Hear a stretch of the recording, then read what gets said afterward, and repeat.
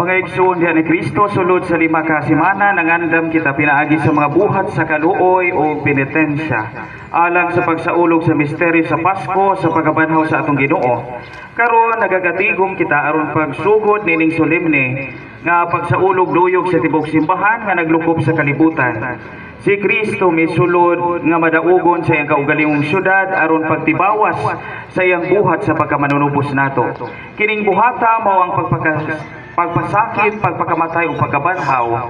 Hinumduman nato ang iyang buhat sa pagpanubos ug sundo nato siya sa buhing pagtuo. Kung makihiusa kita kaniya dinha sa iyang mga pag-antos sa krus, makalaom kita nga makaambit sa iyang pagkabanhaw. Mag-amp kita. O Dios nga makahigahom, nangamuyo kami kanimo, bendisyon ni kining mga lukay o mga palma.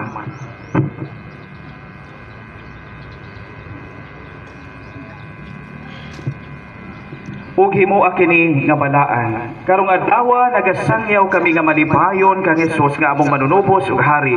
Magsunod ta kami kaniya pag-ayo aron usa ka adlaw ni ana modangat kami sa kalipay sa bago ug tunhay nga Jerusalem.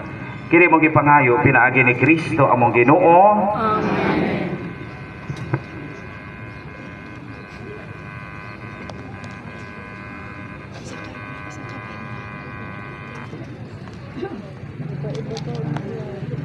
Sugod na.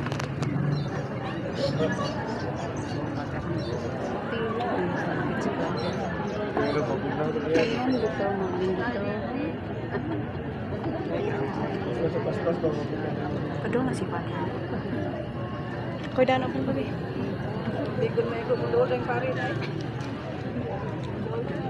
Isa ka ba?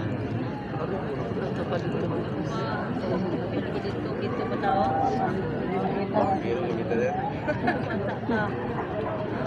Asno ang mga tagiyan ni nang utana nganong inyo man kanang gibadbaran unya mitubag sila ang magtutudlo na kinahanglan niini ug ilang gidala ang asno ngadto kang Hesus unay lang gihapin sa buko-buko sa asno ang ilang mga kuko ug gitabangan nila sa Hesus pagpakabayo niini samtang nagkabayo siya gibakbak sa mga tawo ang ilang mga kuko diha sa dalan nga iyang agian.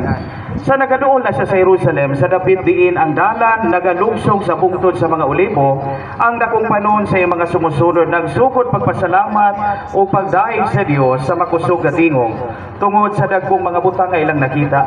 Ang Dios magapanalangin sa hari nga mianhi sa ngalan sa Ginoo, pakigdait dito sa langit o himaya sa Dios. Una pipila sa mga Pariseo miingon kang Hesus, magtutudlo, pahiluma ang imong mga tinun-an. Ug si Hesus mitubag kanila, sultihan ko kamo nga kung maghilom sila maninggit ang mga bato. Ang Ebanghelyo sa Ginoo.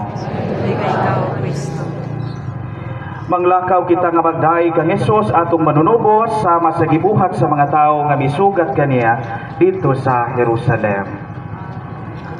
Karon kinahinay nagsulod sa simbahan, no? Maguna ang